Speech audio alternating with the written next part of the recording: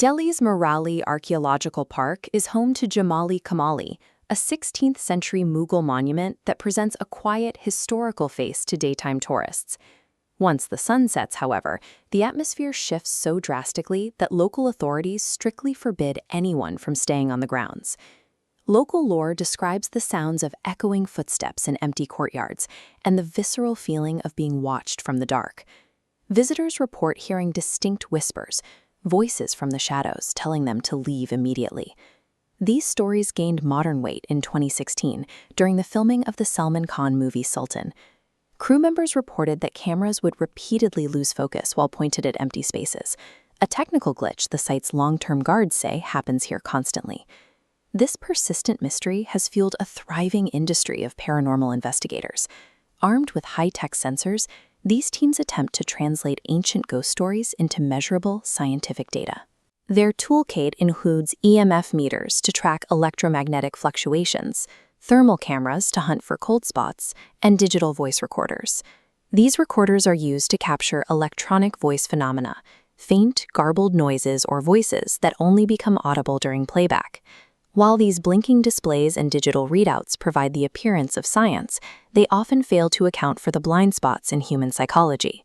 We have to consider if these tools are measuring the dead or simply reacting to the living.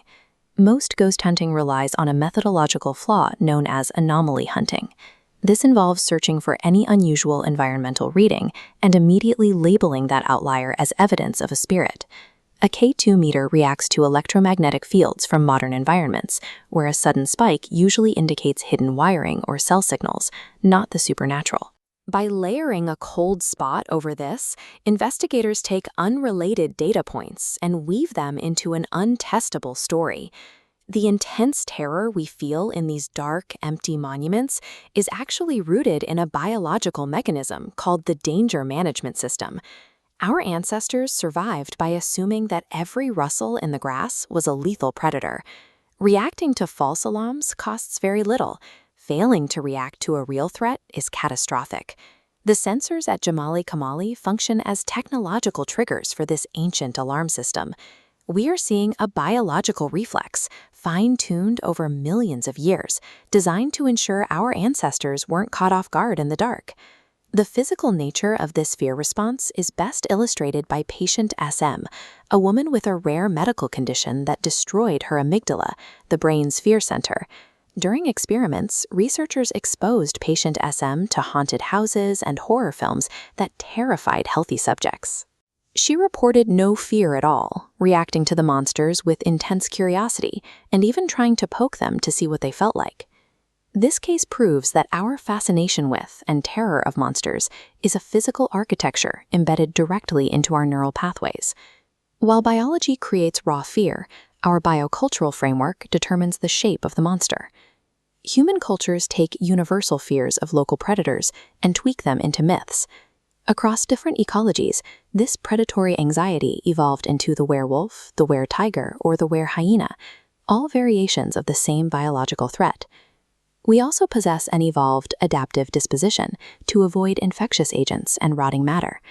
Before germ theory, early humans interpreted the invisible spread of lethal pathogens through intentional agency, giving rise to the cultural concept of the infectious, mindless zombie. This graph illustrates how the popularity of these specific monsters fluctuates over time. As societal anxieties regarding disease or consumerism shift, we see massive spikes in the cultural production of zombie and vampire narratives. Ultimately, ghosts and monsters are ancient psychological survival templates, dressed up in modern cultural costumes to help us navigate our environment. The investigator at Jamali Kamali is effectively a modern human reacting to Pleistocene instincts.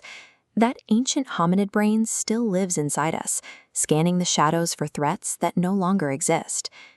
If fear is an aversive response we evolved to avoid, it seems paradoxical that we voluntarily pay millions of dollars to be terrified in cinemas and haunted ruins. This behavior represents an evolutionary sandbox. Just as young predators engage in chase play to practice for real hunts, humans consume horror to rehearse for survival. These simulated encounters provide a risk-free environment to calibrate our danger management systems. We are training ourselves to master the physiological state of emergency that fear produces.